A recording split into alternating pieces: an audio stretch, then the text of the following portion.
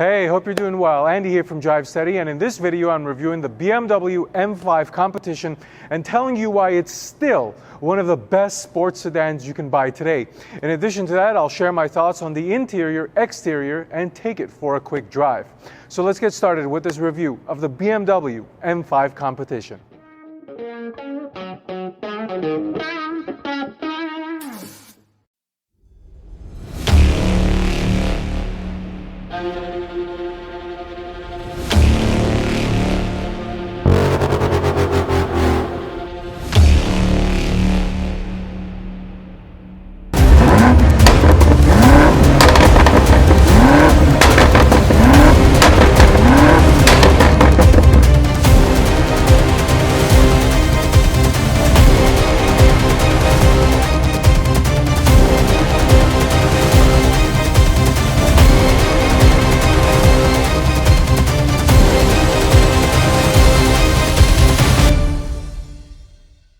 Alright, so let's start the review off by thanking Porsche of downtown LA for allowing me to review this beautiful BMW M5 Competition today. If you happen to be interested in this car or any other new or pre-owned Porsche product, make sure you give them a call. I've left their information in the description below. Now let's talk about the 5 Series or the M5 because it's basically on its way out. BMW is about to renew the 5 Series or refresh the 5 Series in the next year or two, but not taking anything away from the current generation because after the LCI update they did about 2 years ago, I think the 5 Series still looks really good. And when you look at this specific example with the black sapphire paint, the black wheels, and the black trimming that you get as a part of the competition package, it is the ultimate sleeper sports sedan. Alright, so in order to attain sleeper status, you not only have to be subtle on the exterior, but you have to have a hot engine underneath the hood. And of course, this is being fed by a 4.4 liter twin turbocharged V8 making 617 horsepower and 553 pounds-feet of torque with a 7,200 RPM redline, made it to an 8-speed automatic transmission, putting power down to all 4 wheels. Now in this generation of the M5, BMW decided to ditch the rear-wheel drive configuration and go to all-wheel drive. But BMW has fitted with quite a sophisticated system because the M5 has the ability to switch between 4-wheel drive and 2-wheel drive mode. So if you wanted to disconnect the front axles, BMW is allowing you to do that via some trickery in the software, and you could run the M5 in rear-wheel drive only mode. This is to keep the traditional M customers happy because historically, BMW M cars have always been in the rear-wheel drive configuration. Putting that aside, this car weighs 4,370 pounds, which is to be expected considering today's day and age of safety and how big cars are getting.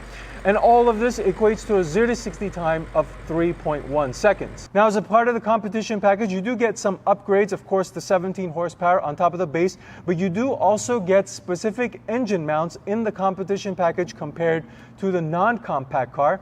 And of course, you get a standard M Sport exhaust system. And let me tell you, the difference between the non-compact and the compact is pretty drastic. Let's go around back and take a listen to what this thing sounds like.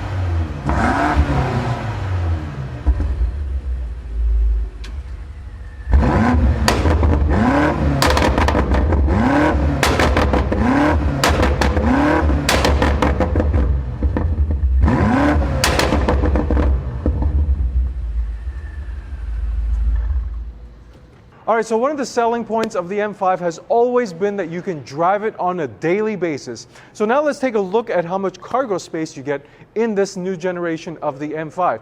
So there's multiple ways of opening it. There's a button on the interior, there's a button on the key, there's also comfort access right here on top of the license plate, and you can also use the kicking motion as well. And the kicking motion actually works really well in the new BMWs. And the opening mechanism is electronic, so you don't have to put in any effort to open it.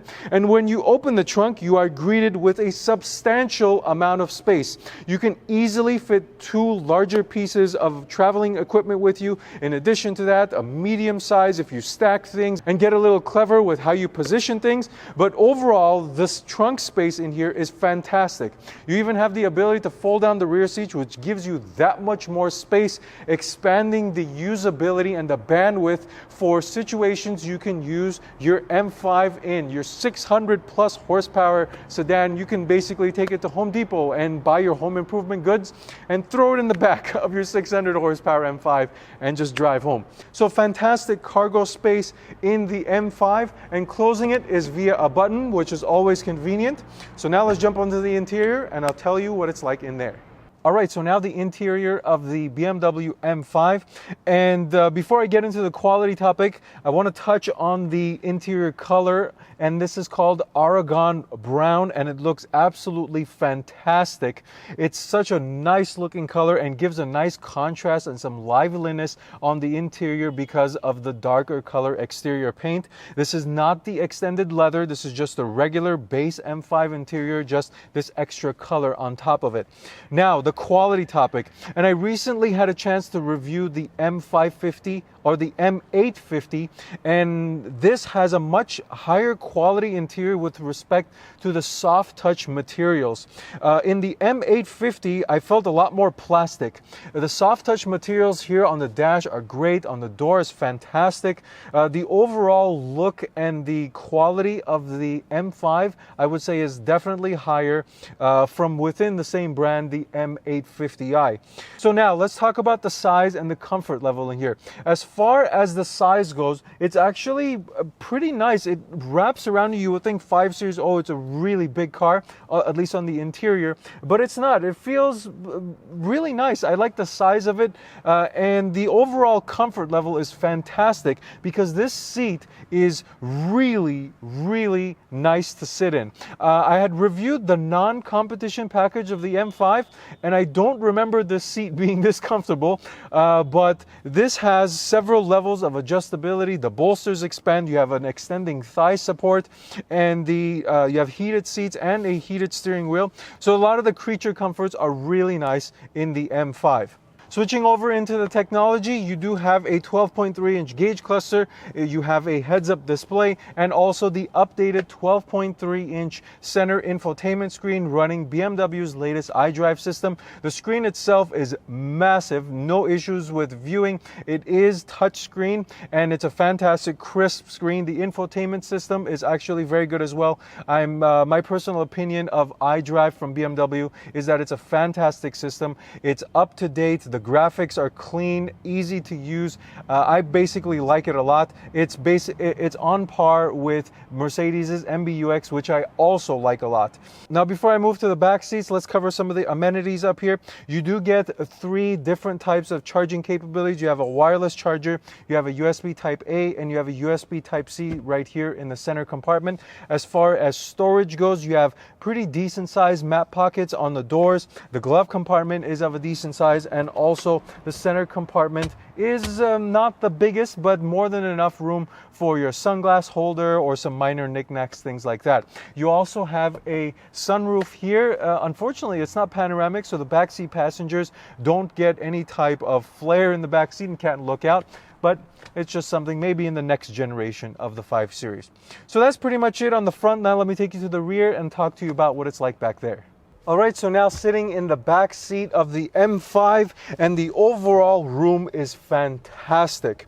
I have plenty of legroom. I'm sitting behind myself at 5'11". My headroom, I am not even close to touching the ceiling. Somebody probably a couple inches taller than I am would not have any issues sitting back here. My arm rests in a fantastic position. The seat cushioning is monstrously comfortable, or cushiony, which makes it very comfortable to sit back here. The angle of the seat is fantastic. I do have my separate climate control zone back here for the passengers. This is a 3-zone. This is not a 4-zone, so you can't split it here in the center. So the back passengers have to share a climate control zone. But another additional bonus, and thumbs up to BMW, 2 USB Type-C charging ports back here. As always, you have to have charging for your backseat passengers, considering now that it has a connected device. You've got a center armrest here, also well cushioned, and 2 cup holders for your back passengers. So the interior of the M5 is actually a very comfortable place to be. The seats are extremely comfortable, nicely cushioned for the passengers and for the driver. The size of it overall is fantastic. It really is something that you can drive on a daily basis and not even blink an eye. It's just really, really nice on the interior. The quality is great. The infotainment, the technology is also good. So for me, not really many complaints on the interior of the M5. So now let's go ahead and take it on the road and see what it feels like behind the wheel. All right, so now the driving portion of the M5. And as always, where did I put the key? Here it is. It's just a regular BMW key, nothing special. It has the M flag on it. Otherwise, nothing to tell you that it's an M5. It's basically the same key that you would get in a regular non-M BMW that had an M Sport pack. So anyways, that's out of the way. So as far as visibility goes, the M5 has absolutely no issues with visibility. Out the front, it's fantastic. Even though this is a big car, the hood drops off and you've got fantastic visibility out in front of you. Over your shoulders, no issues. Out the back, no issues. It does have blind spot monitoring. It does have a fantastic camera system, so you don't have to worry about a thing as far as visibility goes. So with that, now let's go ahead and turn this thing on and go for a quick spin. Start stop button in red. Exhaust sounds good. It has a nice deep sound to it, the exhaust in the M5. Actually, it's kind of the same in the M3 and the M4 as well. In the turbo, it sounds rather deep and bassy, and it's the same thing here in the M5. All right, so let's go ahead, put it in drive.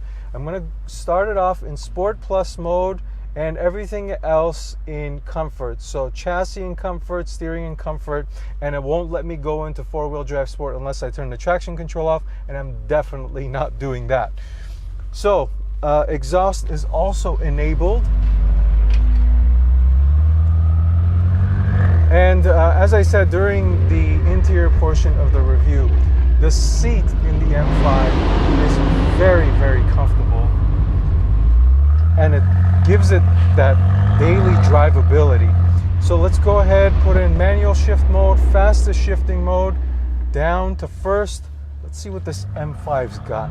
M5 Competition. Oh, is there going to be a red light? So I'm just going to hang on here for a second. All right, now let's see what it's got. Wow. Wow. Got some traffic here. Let me get around. Here we go. Second gear. Oh my God.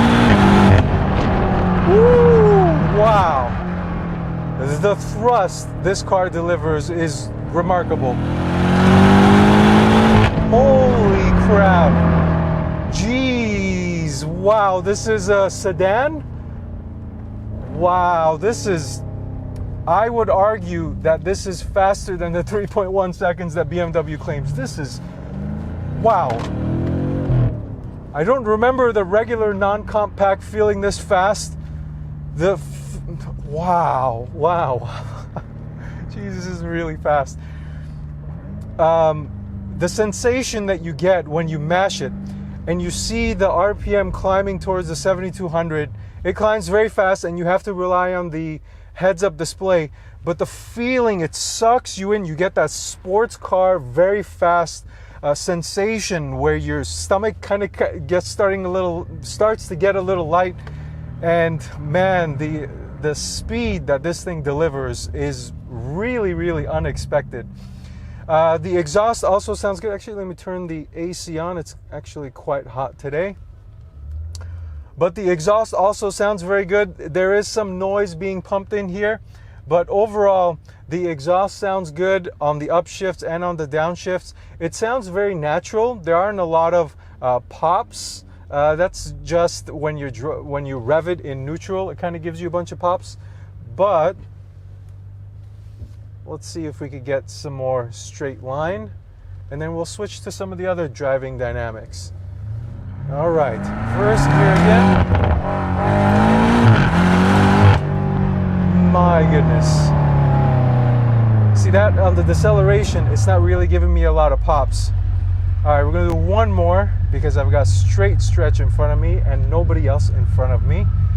Waiting at a red light here, but at idle, it's got the nice V8 rumble, but inside the car, it's very steady. Here we go. Wow, this is super, super fast. And I'm not using launch control, but even without it, you really gotta hang on this thing. Wow. Oh, I can't get the smile off my face. Okay, now I'm gonna go ahead and put it back in drive and efficient. Everything else was in comfort. Shift on its own, do its thing. All right, let me tell you the rest of this. So the transmission is fantastic. Even as an automatic, it's very quick to react on upshifts and on downshifts, whether you're doing it automatically or on your own, or whether it's doing it automatically, or whether you're using the paddle shifters. It's not as smooth as a DCT. It's not as crisp as a DCT, maybe is the better word. But overall, it's still very, very good. Then the steering. Don't take it out of comfort mode, because in sport mode, it's way too weighted. In comfort mode, it's decently weighted and well tailored for whether you're driving fast or whether you're just driving in the city. It gives a nice it gives a nice feel. Now, the thing that is lacking about the steering, and this is common for a lot of BMWs now, is feel. It feels somewhat numb. It's better in this M5 than, for example, the M850 that I drove what was it, a couple of weeks ago at this point. And the M240i, that had really numb steering as well. But the M's have a little bit better steering. It's just still, it's lacking something. Even as an M car, it needs a little bit more. Now, the suspension is remarkable, and the reason is remarkable because it plays the Jekyll and Hyde very, very nicely. So when I'm in comfort mode like this and the seat is soaking up all of the bumps, it feels very, very nice to drive. Then when you put it in sport or in sport plus mode, it gets properly stiff, and you definitely feel the imperfections on the road. And I didn't get a chance to drive this outside of the city in the mountains or anything, but just taking some light turns, it does stay rather flat. But get your expectation right. You are still driving an M5, and it is, even in comfort mode, it feels sporty. So don't expect a 7 Series type lofty ride in here, because you're not going to get it. This is a fantastic car, and it's purpose built to do what? To drive on a daily basis, be an executive car, carry around your family, have plenty of room for storage and carrying your things with you, and have a very high bandwidth as a car. And then the opposite end of that bandwidth is being able to drive this very fast, switching a couple buttons, a couple knobs, pressing the M1 and the M2 button, and taking it on a back road or just hammering it at a red light. It's just a remarkable car, and the M5 character, the original character of the M5, still is alive in this generation of the M5, and hopefully that will continue in the next generation of the M5. And it's not all electric powered. It does have a gas motor. Fingers crossed there. Let's see what happens. No guarantees, obviously, and I don't know anything. So, yeah, this is a fantastic car. I would love to own one and be able to just drive one of these on a daily basis. So with that, that's pretty much all I've got to say. If you've got any other questions, please make sure you leave me a comment down below or send me a message, probably easier to get a hold of me that way, on Instagram at DriveSteady. Otherwise, thank you for watching this video. Until next time, drive steady.